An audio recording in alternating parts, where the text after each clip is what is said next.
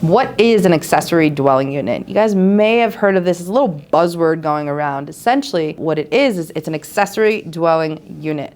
It's primarily designed for owner occupants to participate in this. So essentially, per government Fannie Freddie Mae definition, it is an accessory dwelling unit is a secondary house or an apartment that shares the same lot as the primary home. So this is revolutionary because before you would have to go through zoning and, like if you were in a single family house, you can't possibly add another dwelling on the property because then you'd be considered a multifamily. And there's a whole lot of zoning and variance issues that we could go on and on about. But this is a government code that's written into your building code, most likely in most states.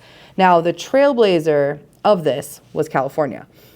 As of the time of this recording, California actually passed a law that accessory dwelling units can be sold separately from the primary home, which is huge. This is an ADU is like adding another unit to your property. That is massive. That is massive. However, it can come with serious costs, and we can get into that later, and we know how to mitigate them. Now, the accessory dwelling unit is extremely valuable for anybody who's considering it because you are adding value to your home for resale and also for existing, right? So why would anybody add an accessory dwelling unit on their property? There's a couple different reasons. Extended family members, right? So if you've got older family members or if you've got kids that are older and you want them to have their own space but keep them close but not so close that you want them in your actual house, accessory dwelling unit is a great option for you. If you want a backyard office space because your kids are driving you crazy inside your house, there's a million different reasons for that.